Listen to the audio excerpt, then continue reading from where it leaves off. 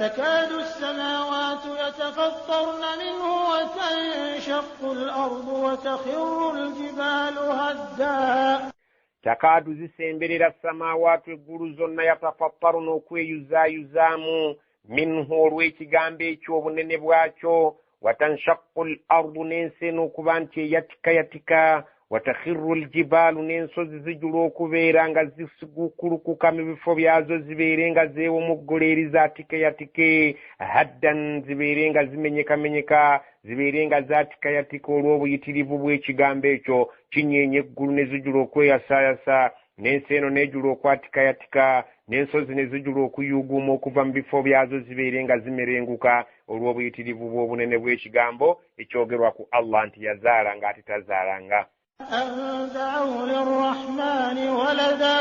Anda'awu lirrahmani waladan abantu ekibaleetera okwogera ku Allah nti alina omwana kyekireetera eggulu n'ensi n'ensozi okwagala okweyuzaayuza okwatikayatika byonna okubeera nti biggwaawo ekigambo ekyo ekyokugamba nti Allah subhanahu wa ta'ala nti alina omwana bamutemerera nga si bw'ali. Allah subhanahu wa ta'ala alina omuddu we ng'abaddu abalala Isa alayhi salam naye si mwana muzaali buzaazi ng'omuntu bwe yandizadde omwana.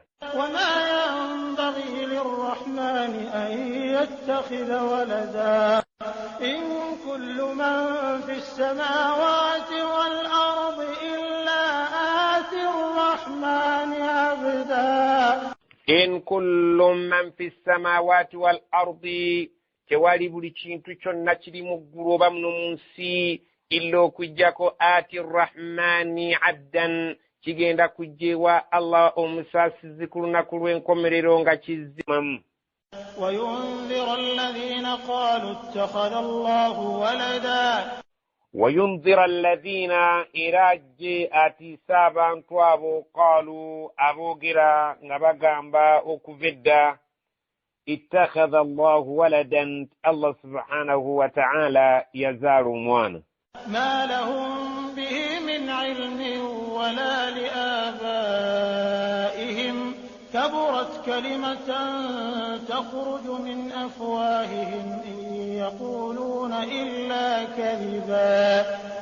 ما لهم به من علم tebakiinaako kumanya kwabwebange ekigambo ekyo kye boogera okujjako okujweteka Allah obulimba wala li abaihim wadde bakitaabwe bakadde baabwe bajjajjaabwe ekigambo ekyo baakisanga nga bakyogera naye nga kikyamu.